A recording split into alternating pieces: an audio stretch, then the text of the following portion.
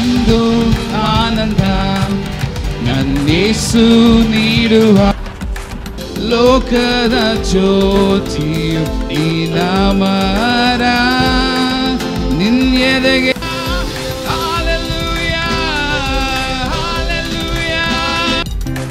ಯೇಸುವೇ ಸ್ತೋತ್ರ, ನಿಮ್ಮನ್ನೇ ಆರಾಧಿಸ್ತೇವೆ.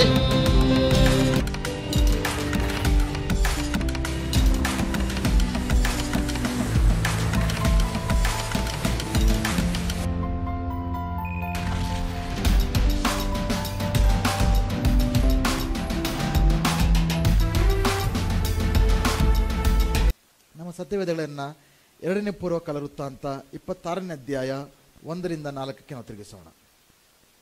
2ನೇ ಪೂರ್ವಕಾಲ ವೃತ್ತಾಂತ 26 1ರಿಂದ 4. ಅನಂತರ ಎಲ್ಲ ಯಹೂದ್ಯರು ಅಮಾಚ್ಯನ ಮಗನಾದ ಉಜ್ಜಿಯನನ್ನು ಅರಸನನ್ನಾಗಿ ಮಾಡಿದರು. ಉಜ್ಜಿಯನು ಅರಸನಾದಾಗ 16 ವರ್ಷದವನಾಗಿದ್ದ. ಇವನು ಏಲೋತ್ ಪಟ್ಟಣವನ್ನು ಪುನಃ ಯಹೂದ ರಾಜ್ಯಕ್ಕೆ ಸೇರಿಸಿಕೊಂಡು ಭದ್ರಪಡಿಸಿದನು. ಅವನು ಯೆರೂಸಲೇಮಿನಲ್ಲಿ 52 ವರ್ಷಗಳ ಕಾಲ ಆಳಿದನು. ಯೆರೂಸಲೇಮಿನವಳಾದ ಯಾಕುಲ್ಯ ಎಂಬಾಕೆಯು ಅವನ ತಾಯಿ. ಅವನು ತನ್ನ ತಂದೆಯಾದ ಅಮಾಚ್ಯನಂತೆ ಯೆಹೋವನ ಚಿತ್ತಾನುಸಾರವಾಗಿ ನಡೆದನು. ದೈವಭಕ್ತಿಯನ್ನು ಬೋಧಿಸುತ್ತಿದ್ದ ಜಕರಿಯನ ಜೀವಮಾನ ಕಾಲದಲ್ಲಿ ಅವನು ದೇವರನ್ನು ಅವಲಂಬಿಸಿಕೊಂಡನು. ಹೀಗೆ ಅವನು ಯೆಹೋವನನ್ನು ಅವಲಂಬಿಸಿದ ಕಾಲದಲ್ಲೆಲ್ಲ ದೇವರಾದ ಯೆಹೋವನು ಅವನನ್ನು ಅಭಿವೃದ್ಧಿಗೆ ತಂದನು. Amen, hallelujah. ಎಷ್ಟು ಜನ ನಿಮ್ಮ ಜೀವನದಲ್ಲಿ ಅಭಿವೃದ್ಧಿನ ಕಾಣಕ್ಕೆ ಬಯಸ್ತೀರಾ? ಅಭಿವೃದ್ಧಿ ಬೇಕಾ? ಯಶಸ್ವಿ ಬೇಕಾ? ಏಳಿಗೆ ಬೇಕಾ? ಬೆಳವಣಿಗೆ ಬೇಕಾ? ಆಶೀರ್ವಾದ ಬೇಕಾ? ಅದಕ್ಕೆಲ್ಲ ಮಾರ್ಗ ಏನು? ಇಲ್ಲಿ ಒಬ್ಬ ರಾಜನ ಬಗ್ಗೆ ನಾವು ಓದ್ತಾ ಇದ್ದೇವೆ. ಆತನ ಹೆಸರು ಉಜ್ಜಿಯ ಎಂಬುದಾಗಿ. ದೇವರು ಆತನ ಯಾಕೆ ಅಭಿವೃದ್ಧಿ ಪಡಿಸಿದ್ರು, ಆತನ ಏನು ಮಾಡ್ದ, ಅದರ ಜೀವನದಲ್ಲಿ ದೇವರ ಆಶೀರ್ವಾದಗಳನ್ನು ಪಡ್ಕೊಳ್ಳೋದಕ್ಕೆ, ದೇವರ ಅಭಿವೃದ್ಧಿನ ಪಡ್ಕೊಳ್ಳೋಕ್ಕೆ, ಅದರ ಜೀವನದಲ್ಲಿ ಯಶಸ್ವಿನ ಕಾಣಕ್ಕೆ ಈತನ ಏನು ಮಾಡ್ದ ಅಂತ ನೋಡ್ತೇವೆ. ಇಲ್ಲಿ ಕೊನೆಯ ವಾಕ್ಯದಲ್ಲಿ ನೋಡ್ತೇವೆ. ಹೀಗೆ ಅವನು ಯೆಹೋವನನ್ನು ಅವಲಂಬಿಸಿದ ಕಾಲದಲ್ಲೆಲ್ಲ ದೇವರಾದ ಯೆಹೋವನು ಅವನನ್ನು ಅಭಿವೃದ್ಧಿಗೆ ತಂದನು. ಇಂಗ್ಲಿಷಲ್ಲಿ ಈ ರೀತಿಯಾಗಿ ಹೇಳ್ತಾ ಇದೆ, as long as he sought the Lord prospered him, the Lord granted him success. ಎಲ್ಲಿಯವರೆಗೆ ಈ ರಾಜನು ದೇವರನ್ನ ಹುಡುಕಿದನೋ, ಎಲ್ಲಿಯವರೆಗೆ ಈ ರಾಜನು ದೇವರನ್ನ ಅವಲಂಬಿಸಿಕೊಂಡನೋ, ಅಲ್ಲಿಯವರೆಗೆ ದೇವರು ಆತನನ್ನ ಅಭಿವೃದ್ಧಿ ಪಡಿಸಿದನೆಂಬುದಾಗಿ. ಹಾಲೆಲೂಯಾ. ಈ ಉಜ್ಜಿಯ ರಾಜನ ಬಗ್ಗೆ ಸ್ವಲ್ಪ ಬ್ಯಾಕ್ಗ್ರೌಂಡ್ ನೋಡ್ಬಿಟ್ಟು ಮುಂದೆ ಕೆಲವು ಪಾಠಗಳನ್ನು ನಾವು ಕಲಿಯುವಂತರಾಗೋಣ. ಓಕೆ, ಉಜ್ಜಿಯ ಬಂದ್ಬಿಟ್ಟು ಆತ ತಂದೆ ಹೆಸರು ಅಮ್ಮಾಜಿಯ ಎಂಬುದಾಗಿ. ಕನ್ನಡದಲ್ಲಿ ಇಂಗ್ಲೀಷಲ್ಲಿ ಅಮ್ಮಾಜಿಯ ಅಂತ, ಕನ್ನಡದಲ್ಲಿ ಅಮಾಚಿಯ ಅಂತ. ಅಮಾಚಿಯ, ಓಕೆ. ಅಮ್ಮಾಜಿ ಎಂಬುದಾಗಿ. ಅಮ್ಮಾಜಿಯನ ತಂದೆ ಎಜಿಕೆ ಎಂಬುದಾಗಿ. ಓಕೆ, ತನ್ನ ತಂದೆ ಹೆಸರು ಅಮ್ಮಾಜಿಯ, ಆತ ತಾತನ ಹೆಸರು ಎಜಿಕಿಯ. ಇವರು ಮೂವರಲ್ಲಿ ಎಜಿಕಿನ ಒಂದು ಹೆಸರಿನ ಅರ್ಥ ಏನೆಂದರೆ ದೇವರು ನನ್ನನ್ನು ಬಲಪಡಿಸುವ ಆತನೆಂಬುದಾಗಿ. ಅಮಾಜಿಯನ ಹೆಸರಿನ ಅರ್ಥ ಏನೆಂದರೆ ದೇವರು ನನಗೆ ಸಹಾಯ ಮಾಡುವ ಆತನೆಂಬುದಾಗಿ. ಉಜ್ಜಿಯನ ಒಂದು ಹೆಸರಿನ ಅರ್ಥ ಏನೆಂದರೆ ದೇವರು ನನ್ನನ್ನು ಬಲಪಡಿಸುವ ಆತನೆಂಬುದಾಗಿ. ಉಜ್ಜಿಯನೊಬ್ಬ ದೈವಿಕವಾದ ಅರಸನು. ಇವರು ಮೂವರು ಕೂಡ ದೈವಿಕವಾದ ಮನುಷ್ಯರೇ. ಯಹೂದ್ಯದ ಒಂದು ರಾಜ್ಯದಲ್ಲಿ ಇದ್ದಂಥ ಅರಸರುಗಳಲ್ಲಿ ಇವರೆಲ್ಲರೂ ಕೂಡ ದೇವರಿಗೆ ಭಯಪಟ್ಟಂಥ ಅರಸರು. ಆದರೆ ಇವ್ರ ಮೂರಲ್ಲೂ ಕೂಡ ಇದ್ದಂಥ ಒಂದು ಕಾಮನ್ ಲೋಪ ಏನಂದರೆ ಅವರ ಅಂತ್ಯಕಾಲ ಅಷ್ಟು ಶ್ರೇಷ್ಠವಾಗಿರಲಿಲ್ಲ. ಅವರ ಪ್ರಾರಂಭ ಕಾಲ ಚೆನ್ನಾಗಿತ್ತು. ಮಾಡಿದಾಗ ಅವರ ಆತ್ಮೀಯ ಜೀವನ ಪ್ರಾರಂಭ ಮಾಡಿದಾಗ ಭಾಳ ನಂಬಿಕೆಯಿಂದ, ದೀನತೆಯಿಂದ, ದೇವರ ಭಕ್ತಿಯಿಂದ, ದೇವರನ್ನು ಅವಲಂಬಿಸಿಕೊಂಡು ಅವರು ತಮ್ಮ ಆತ್ಮೀಯ ಜೀವನವನ್ನು ಪ್ರಾರಂಭಿಸಿದ್ರು. ಆದ ಕಾರಣ ದೇವರು ಅವರನ್ನು ಹೆಚ್ಚಾಗಿ ಆಶೀರ್ವಾದ ಮಾಡಿದರು. ಆದರೆ ಎಲ್ಲೋ ಮಧ್ಯದಲ್ಲಿ ಕೊನೆಯ ಭಾಗದಲ್ಲಿ ದೇವರ ಒಂದು ಆಶೀರ್ವಾದವನ್ನು ಪಡ್ಕೊಂಡ ನಂತರ, ಅವರ ಜೀವನದಲ್ಲಿ ಯಶಸ್ವಿಯನ್ನು ಕಂಡ ನಂತರ, ಸಿರಿ ಸಂಪತ್ತು ಎಲ್ಲ ಬಂದ ನಂತರ, ಅವರ ಪ್ರಸಿದ್ಧಿಗೆ ಬಂದ ನಂತರ ಅವರು ದೇವರನ್ನು ಮರ್ತೋದ್ರು. ಅವರು ಲೋಕದ ಕಡೆಗೆ ತಿರುಗಿಕೊಂಡ್ರು, ಲೋಕದ ದೇವರುಗಳ ಕಡೆಗೆ ದೇವರ ಭಯವನ್ನು ಕಳ್ಕೊಂಡ್ರು. ಅಂಥ ಸಮಯದಲ್ಲಿ ಅವರ ಮುಕ್ತಾಯ ಶ್ರೇಷ್ಠವಾಗಿರಲಿಲ್ಲ. ಆ ಒಂದು ಪಾಠವನ್ನು ನಾವು ಇಲ್ಲಿ ಕಲಿಯೋದಕ್ಕೆ ಸಾಧ್ಯ. ನಮ್ಮ ಪ್ರಾರಂಭ ಯಾವ ರೀತಿ ಇತ್ತು ಅನ್ನೋದಕ್ಕಿಂತ ನಮ್ಮ ಮುಕ್ತಾಯ ಯಾವ ರೀತಿ ಇರುತ್ತೆ ಅನ್ನೋದನ್ನು ನಾವು ಗಮನ ಇಟ್ಕೊಳ್ಬೇಕಾಗತ್ತೆ. ಪ್ರಾರಂಭ ಮಾಡೋದಕ್ಕಿಂತ ನಮ್ಮ ಮುಕ್ತಾಯ ಯಾವ ರೀತಿ ಮಾಡ್ತೇವೆ ಅನ್ನೋದು ಭಾಳ ಇಂಪಾರ್ಟೆಂಟ್. ಎಲ್ಲರೂ ಕೂಡ ರನ್ನಿಂಗ್ ರೇಸ್ ಬಗ್ಗೆ ಗೊತ್ತು, ಬೇರೆ ಸ್ಪೋರ್ಟ್ಸ್ ಬಗ್ಗೆ ಗೊತ್ತಲ್ಲ. ಚಿಕ್ಕ ಮಕ್ಕಳೆಲ್ಲ ರನ್ನಿಂಗ್ ರೇಸ್ ಎಲ್ಲ ಓಡಿದ್ದೀರಾ? ನಿಮ್ಮ ಮಕ್ಕಳು ಓಡ್ತಾ ಇರ್ತಾರಲ್ಲ.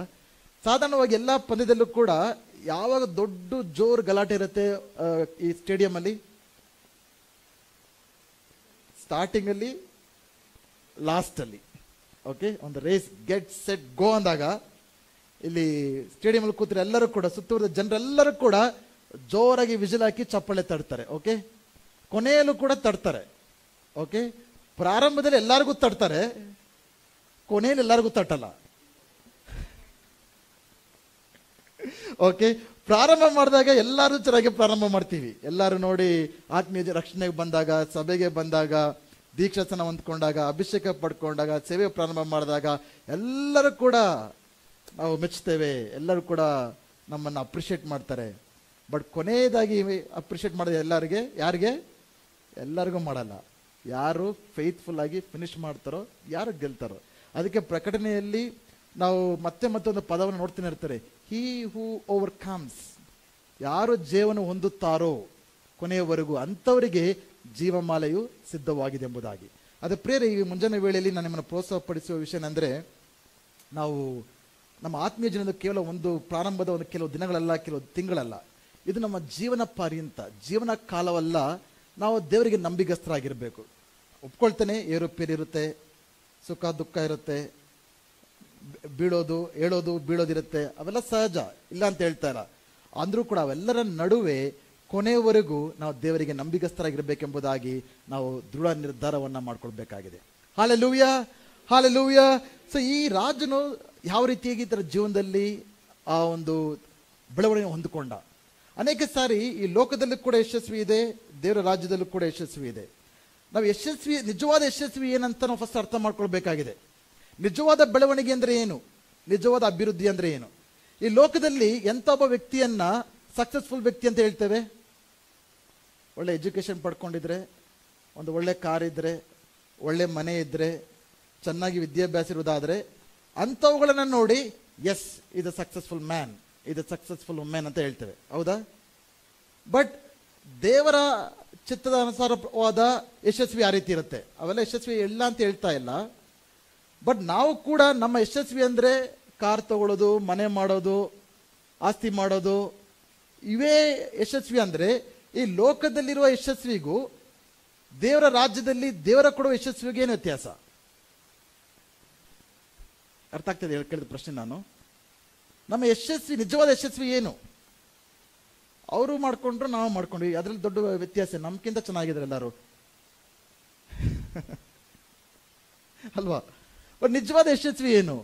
ದೇವರ ವಾಕ್ಯದ ಪ್ರಕಾರ ನೋಡ್ತೇವೆ, ನಿಜವಾದ ಯಶಸ್ವಿ ಅಂದ್ರೆ ಯಾರು ದೇವರ ಚಿತ್ತವನ್ನು ಮಾಡಿ ಮುಗಿಸ್ತಾರೋ, ದೇವರ ಮೆಚ್ಚುಗೆಯಾಗಿ ಜೀವಿಸ್ತಾರೋ, ಅದು ನಿಜವಾದ ಯಶಸ್ವಿ. ಹಾಲೆಲೂಯಾ. ಆ ಒಂದು ಯಶಸ್ವಿಯಲ್ಲಿ ಕಾರ್ ತಗೋಬಹುದು, ಬೈಕ್ ತಗೋಬಹುದು, ಮನೆ ಮಾಡ್ಕೋಬಹುದು, ಅನೇಕ ಅಕಾಂಪ್ಲಿಷ್ಮೆಂಟ್ಸ್ ಮಾಡ್ಕೋಬಹುದು, ಒಳ್ಳೆಯದೇ, ದೇವರು ಕೊಡ್ತಾರೆ. ಬಟ್ ಅದೆಲ್ಲರ ಕೇಂದ್ರ ಬಿಂದು, ಸೆಂಟರ್ ಯಾರಾಗಿರ್ಬೇಕು? ದೇವರಾಗಿರ್ಬೇಕು, ದೇವರ ಚಿತ್ತವನ್ನು ಮಾಡೋದಾಗಿರ್ಬೇಕು. ಅನೇಕ ಸಾರಿ ವಿಶ್ವಾಸಿಗಳಲ್ಲೂ ಕೂಡ ನಾವೇನ್ ಮಾಡ್ತೇವೆ ಅಂದ್ರೆ, ದೇವರು ನಮ್ಮ ಜೀವಿತದ ಕೇಂದ್ರ ಬಿಂದು ಆಗಿರದೆ ನಾವು ಕೂಡ ಲೋಕದವರ ಹಾಗೆ ಲೋಕದ ಆಸೆಗಳನ್ನ, ಲೋಕದ ವಸ್ತುಗಳ ಒಟ್ಟಿಗೆ, ಲೋಕದ ಯಶಸ್ವಿಯ ಒಟ್ಟಿಗೆ ನಾವು ಓಡ್ತಾ ಇರ್ತೇವೆ. ಅದರಿಂದ ಬಹಳ ಅನಾಹುತಗಳಿಗೆ ನಾವು ಗುರಿ ಆಗ್ತೇವೆ. ದೇವರನ್ನ ನಾವು ಕಳ್ಕೊಳ್ಬೇಕಾಗತ್ತೆ, ದೇವರ ಪ್ರಸನ್ನತೆಯನ್ನ ನಾವು ಕಳ್ಕೊಳ್ಬೇಕಾಗತ್ತೆ. ಸೊ ಇಲ್ಲಿ ಓದಿದಂಥ ವಾಕ್ಯದಲ್ಲಿ ನೋಡ್ತೇವೆ, ಉಜ್ಜಿಯನು ಎಲ್ಲಿಯವರೆಗೆ ದೇವರ ಹುಡುಕುದ್ನೋ ಅಲ್ಲಿಯವರೆಗೆ ದೇವರ ತನ್ನ ಆಶೀರ್ವಾದ ಮಾಡಿದ್ರು. ಅಂದರೆ 3 ಕಾರ್ಯಗಳನ್ನ ನಾವು ನೋಡ್ತೇವೆ. ಮೊದಲನೇದು, ಉಜ್ಜಿಯನು ಏನೆಲ್ಲ ಮಾಡ್ದ? ದೇವರ ಅನುಸಾರವಾದ ಯಶಸ್ವಿಯನ್ನ ಹೊಂದ್ಕೊಳ್ಬೇಕಂದ್ರೆ ನಾವೇನ್ ಮಾಡ್ಬೇಕು ಅದನ್ನ ಇವತ್ತಿನ ಬಯಸ್ತಾ ಇದ್ದೇನೆ. ಆಮೇನ್. ದೇವರ ಅಭಿವೃದ್ಧಿಯನ್ನ ನಮ್ಮ ಜೀವನದಲ್ಲಿ ದೇವರು ಮಾಡಲಿರುವ ಆಶೀರ್ವಾದಗಳನ್ನ ನಾವು ಹೊಂದ್ಕೊಳ್ಬೇಕಂದ್ರೆ ಏನ್ ಮಾಡ್ಬೇಕು? ಅಲ್ಲಿ ನೋಡ್ತೇವೆ 3 ಓದ್ತೇವೆ. ಫಸ್ಟ್, ಈ ಪ್ಲೀಸ್ಡ್ ಗಾಡ್, ದೇವರಿಗೆ ಮೆಚ್ಚುಗೆಯಾದ ಜೀವಿತವನ್ನ ಜೀವಿಸ್ತ. ಎರಡನೆಯದು, ಈ ಸಾಟ್ ಗಾಡ್, ಆತನ ದೇವರನ್ನ ಹುಡುಕಿದ. ಮೂರನೇ ನೋಡ್ತೇವೆ, ಆತ ದೇವರಿಗೆ ಭಯಪಟ್ಟು ಜೀವಿಸಂತ ವ್ಯಕ್ತಿ. 4ನೇದನ್ನು ನೋಡ್ತೇವೆ, ಇವೆಲ್ಲ ಮಾಡೋದಕ್ಕೊಂದು ಕಾರಣ ಇತ್ತು. ಈ ಹ್ಯಾಡ್ ಎ ಗಾಡ್ಲಿ ಮೆಂಟರ್. ಆತನ ಹೆಸರು ಜಕರಯ್ಯ ಎಂಬುದಾಗಿ. ಅದೆಲ್ಲ ನೀವು ಎಷ್ಟು ಜನ ಗಮನಿಸಿದ್ರೆ ಗೊತ್ತಿಲ್ಲ ಆ ವಾಕ್ಯದಲ್ಲಿ. ಮುದ್ದೆ ಓದ್ತಾ ನೋಡೋಣ. ಮೊದಲನೆಯದು, ಈತನು ಉಜ್ಜಿಯನ್ನು ತನ್ನ ಜೀವನದಲ್ಲಿ ಆಶೀರ್ವಾದ ಹೊಂದ್ಕೊಳ್ಳೋದಕ್ಕೆ ಕಾರಣ ಏನಂದ್ರೆ ಆತನ ದೇವರಿಗೆ ಮೆಚ್ಚುಗೆಯಾದ ಜೀವಿತವನ್ನ ಜೀವಿಸಿದ. ಹಲ್ಲೆಲೂಯಾ. ಸೊ ನಮ್ಮ ಜೀವನದಲ್ಲಿ ನಾವು ದೇವರ ಆಶೀರ್ವಾದ ಪಡ್ಕೊಳ್ಬೇಕಂದ್ರೆ ನಾವು ಎಂಥ ಜೀವಿತವನ್ನು ಜೀವಿಸಬೇಕು? ದೇವರಿಗೆ ಮೆಚ್ಚುಗೆಯಾದ ಜೀವಿತವನ್ನು ಜೀವಿಸಬೇಕು. ಅನೇಕ ಸಾರಿ ನಾವು ಯಾವ ರೀತಿ ಇರ್ತೇವೆ ಅಂದರೆ, ದೇವರಿಂದ ಆಶೀರ್ವಾದ ಬೇಕು, ಯಶಸ್ವಿ ಬೇಕು, ಬೆಳವಣಿಗೆ ಬೇಕು, ಅಭಿವೃದ್ಧಿ ಬೇಕು. ಆದರೆ ದೇವರಿಗೆ ಮೆಚ್ಚುಗೆಯಾದ ಜೀವಿತನ ಜೀವಿಸೋದಕ್ಕೆ ನಾವು ತಯಾರಿರೋದಿಲ್ಲ, ಸಿದ್ಧವಾಗಿರೋದಿಲ್ಲ. ಆಶೀರ್ವಾದ ಬೇಕು, ಅದ್ಭುತ ಬೇಕು, ಸ್ವಸ್ಥತೆ ಬೇಕು, ಎಲ್ಲ ಬೇಕು. ಬಟ್ ದೇವರಿಗೆ ಮೆಚ್ಚುಗೆಯಾದ ಜೀವಿತವನ್ನ ಜೀವಿಸೋದಕ್ಕೆ ಸಿದ್ಧವಾಗಿರಲ್ಲ. ಆದರೆ ಇವತ್ತು ದೇವರ ವಾಕ್ಯನ ಕೇಳ್ತಿರ್ತಕ್ಕಂಥ ನಾವು ನಮ್ಮ ಜೀವಿತವನ್ನ ಕೆಲವು ನಿಮಿಷಗಳು ಪರೀಕ್ಷಿಸ್ಕೊಳ್ಬೇಕಾಗತ್ತೆ. ನಾನು ಜೀವಿಸಿರುವ ಜೀವಿತವು ದೇವರಿಗೆ ಮೆಚ್ಚುಗೆ ಆಗಿದೆಯಾ? ದೇವರಿಗೆ ಮೆಚ್ಚುಗೆ ಆಗೋ ಜೀವಿತ ಅಂದ್ರೆ ಏನು? ದೇವರಿಗೆ ಇಷ್ಟವಾದ ಕಾರ್ಯಗಳನ್ನು ಮಾಡುವಂಥದ್ದು. ನಾವು ಮಾತನಾಡುವಂಥ ಮಾತುಗಳು, ನಾವು ಮಾಡುವಂಥ ಕಾರ್ಯಗಳು, ನಮ್ಮ ಎಲ್ಲ ಚಟುವಟಿಕೆಗಳು, ನಮ್ಮ ಯೋಚನೆಗಳು, ನಮ್ಮ ಕೆಲಸಗಳು, ಇವೆಲ್ಲವೂ ಕೂಡ ದೇವರ ದೃಷ್ಟಿಗೆ ಸರಿ ಬೀಳುವಂಥ ಕಾರ್ಯಗಳ ಅಲ್ವಾ ಅನ್ನೋದನ್ನ ನಾವು ಪರಿಶೀಲಿಸ್ಕೊಳ್ಬೇಕಾಗತ್ತೆ. ಆಮೇನ್, ಹಲ್ಲೆಲೂಯಾ. ಕೆಲವೊಮ್ಮೆ ದೇವರನ್ನ ಮೆಚ್ಚಿಸ್ಕೋಬೇಕಂದ್ರೆ ನಮ್ಮನ್ನ ನಾವು ನೋಯಿಸ್ಕೊಳ್ಬೇಕಾಗತ್ತೆ. ನ್ಯಾಚುರಲಿ ನಮಗೆಲ್ಲ ಏನಂದ್ರೆ ಶರೀರದ ಭಾವಗಳನ್ನ ಪೂರೈಸ್ಕೊಳ್ಳೋದಕ್ಕೆ ನಾವು ಬಯಸ್ತೇವೆ. ನಮ್ಗೆ ಏನು ಇಷ್ಟನೋ, ನಮ್ಗೇನು ತೃಪ್ತಿ ಕೊಡುತ್ತೋ, ಏನು ಸಂತೋಷ ಕೊಡುತ್ತೋ ಅದನ್ನ ನಾವು ಮಾಡೋಕ್ಕೆ ಬಯಸ್ತೇವೆ. ಕೆಲವೊಂದು ಅದು ದೇವರಿಗೆ ಮೆಚ್ಚುಗೆ ಆಗದ ಕಾರ್ಯಗಳಿರ್ಬೋದು. ಅಂಥ ಕಾರ್ಯಗಳನ್ನು ನಾವು ತ್ಯಜಿಸೋದಕ್ಕೆ ಸಿದ್ಧವಾಗಿದ್ದೀಯಾ ಅನ್ನೋದನ್ನ ನಾವು ಯೋಚನೆ ಮಾಡಬೇಕಾಗತ್ತೆ. ಮೊದಲನೇದು. ಎರಡನೇದು, ಕೆಲವೊಮ್ಮೆ ದೇವರನ್ನ ಮೆಚ್ಚಿಸೋದಕ್ಕೋಸ್ಕರ ಜನರ ಮೆಚ್ಚುಗೆಯನ್ನ ನಾವು ಕಳ್ಕೊಳ್ಬೇಕಾಗತ್ತೆ. ಅದಕ್ಕೆ ನಾವು ಸಿದ್ಧವಾಗಿರಬೇಕು. ಅನೇಕ ಜನರನ್ನ ಮೆಚ್ಚಿಸೋದಕ್ಕೆ ನಾವು ಪ್ರಯತ್ನಿಸ್ತೇವೆ. ಆದರೆ ಜನರು ನಮ್ಮನ್ನು ಮಾಡುವಂತ ಹೇಳುವಂತ ಕಾರ್ಯಗಳು ಅದು ದೇವರಿಗೆ ಮೆಚ್ಚುಗೆ ಆಗದ ಕಾರ್ಯಗಳಿರ್ಬೋದು. ಆದ್ರೆ ನಾವು ಯಾವಾಗ ದೇವರನ್ನ ಮೆಚ್ಚಿಸೋದಕ್ಕೆ ತೀರ್ಮಾನ ಮಾಡ್ತೇವೋ ಆಗ ಜನರ ಮೆಚ್ಚುಗೆಯನ್ನ ನಾವು ಕಳ್ಕೊಳ್ಳೋಕ್ಕೂ ಕೂಡ ಕೆಲವೊಮ್ಮೆ ಸಿದ್ಧವಾಗಿರ್ಬೇಕು. ಅಂದ್ರೆ ಕೆಲವೊಮ್ಮೆ, ಎಲ್ಲ ಸಮಯದಲ್ಲ, ಕೆಲವೊಮ್ಮೆ ತಂದೆ ತಾಯಿಗಳಿರ್ಬೋದು, ಗಂಡ ಹೆಂಡತಿ ಇರ್ಬೋದು, ಮಕ್ಕಳಿರ್ಬೋದು, ಯಾರೇ ಆಗಲಿ ದೇವರಿಗೆ ಮೆಚ್ಚುಗೆ ಆಗದ ಕಾರ್ಯಗಳನ್ನ ಮಾಡೋದಕ್ಕೆ ನಾವು ಪ್ರೇರೇಪಿಸುವಾಗ ಅಂತ ಸಮಯದಲ್ಲಿ ನಾವು ಕಠಿಣವಾದ ನಿರ್ಧಾರವನ್ನು ತೆಗೆದುಕೊಂಡು ನಾನು ಇವೆಲ್ಲರಿಗಿಂತ ದೇವರನ್ನ ಮೆಚ್ಚಿಸೋದಕ್ಕೆ ನಾನು ಮುಂದಾಗ್ತೇನೆ ತೀರ್ಮಾನ ತೆಗೆದುಕೊಳ್ಬೇಕು. ಆಮೇನ್. ಯಜ್ಜನಿಗೆ ದೇವರ ಅಭಿವೃದ್ಧಿ ಬೇಕು, ಉಜ್ಜಯನಾಗಿ ಯಜ್ಜನ ಆಶೀರ್ವಾದ ಹೊಂದಬೇಕು ಅಂದ್ರೆ ಏನು ತೀರ್ಮಾನ ತೆಗೆದುಕೊಳ್ಬೇಕು ನೀವು? ನನ್ನ ಜೀವಿತವನ್ನ ದೇವರಿಗೆ ಮೆಚ್ಚುಗೆಯಾದ ಜೀವಿತವನ್ನ ಜೀವಿಸ್ತೇನೆ ಎಂಬ ತೀರ್ಮಾನವನ್ನ ತೆಗೆದುಕೊಳ್ಬೇಕು. ತೆಗೆದುಕೊಳ್ತೀರಾ ಅದನ್ನ? ಹಲ್ಲೆಲೂಯಾ. ಅದು ಸುಲಭ ಅಲ್ಲ. ನಿಮ್ಮ ಯೋಚನೆ, ಪ್ರತಿಯೊಂದು ಯೋಚನೆ ದೇವರನಿಗೆ ಮೆಚ್ಚುಗೆ ಆಗಿದೆಯಾ?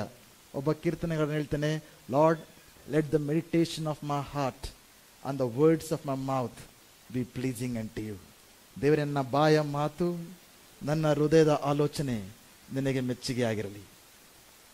ಆವಾಗ ಮಾತ್ರ ದೇವರ ಕೃಪೆ, ದೇವರ ದಯೆ, ದೇವರ ಆಶೀರ್ವಾದವನ್ನು ಹೊಂದ್ಕೊಳ್ಳೋಕ್ಕೆ ಸಾಧ್ಯ. ಈ ಮುಂಜಾನೆ ಹೇಳಿದ ಆ ತೀರ್ಮಾನ ನೀವು ತೆಗೆದುಕೊಂಡ್ರೆ, ದೇವರೇ ನಾನು ನಿನಗೆ ಮೆಚ್ಚುಗೆಯಾದ ಜೀವಿತನ ಜೀವಿಸ್ತೇನೆ. ಪಾಪ ತುಂಬಿದ ಲೋಕದಲ್ಲಿ ಜೀವಿಸ್ತಾ ಇದ್ದೇನೆ, ಸುತ್ತೂರು ಎಲ್ಲ ಕೂಡ ಪಾಪದ ಜನರೊಟ್ಟಿಗೆ ಜೀವಿಸ್ತಾ ಇದ್ದೇನೆ. ಆದರೂ ಕೂಡ ಅದರ ನಡುವೆ ಕೂಡ ನಾನು ನಿನಗೆ ಮೆಚ್ಚುಗೆಯಾದ ಜೀವಿತನ ಜೀವಿಸ್ತೇನೆ ಎಂಬ ತೀರ್ಮಾನ ತೆಗೆದುಕೊಂಡ್ರೆ ದೇವರು ನಿಮ್ಮನ್ನು ಆಶೀರ್ವಾದ ಮಾಡೋದಕ್ಕೆ ಯಾವುದೇ ಅಳತೆನೇ ಇರೋದಿಲ್ಲ.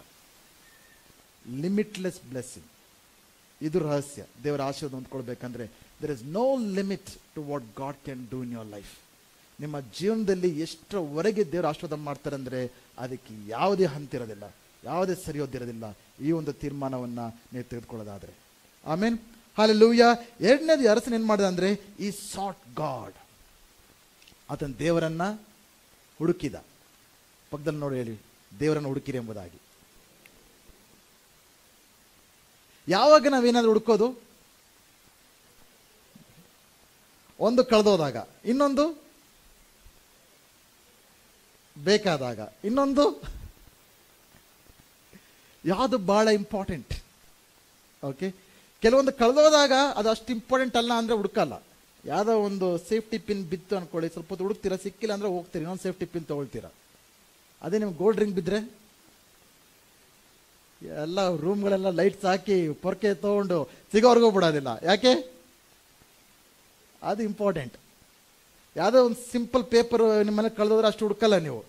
ನಿಮ್ಮ ಆಧಾರ್ ಕಾರ್ಡೋ, ವೋಟರ್ ID ಕಾರ್ಡೋ, ಇಲ್ಲ ನಿಮ್ಮ ಪಾಸ್ಪೋರ್ಟ್ ಕಳೆದೋದ್ರೆ.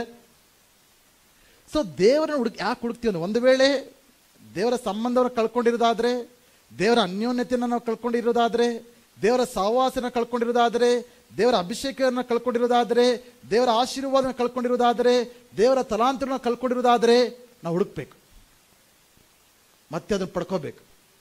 ಹಾಲೆಲೂಯಾ. ಅಥವಾ ಎರಡನೇದು, ಯಾವಾಗ when we consider that as very important, ಅದು ಭಾಳ ಪ್ರಾಮುಖ್ಯ ನಮ್ಮ ಜೀವನದಲ್ಲಿ. ಇವತ್ತು ನಾವು ಹಾಡಿದ್ವಿ, ನೀನೇ ನನಗೆ ಬೇಕು, ನೀನೇ ನನಗೆ ಸಾಕು. ಸಾಕ ದೇವರು? ಏನು ಇಂಪಾರ್ಟೆಂಟ್ ನಮ್ಮ ಜೀವನದಲ್ಲಿ? ಜನರು ಪ್ರತಿಯೊಬ್ಬರು ಕೂಡ, ಲೋಕದಲ್ಲಿ ಎಲ್ಲರೂ ಕೂಡ, ನಿಮ್ಮ ಜೊತೆ ಇರೋ ಜನರೆಲ್ಲರೂ ಕೂಡ ಅವ್ರ ಜೀವನ ಹುಡುಕ್ತಾ ಇದ್ದಾರೆ. ಏನು ಹುಡುಕ್ತಾ ಇದ್ದಾರೆ ಅವರು?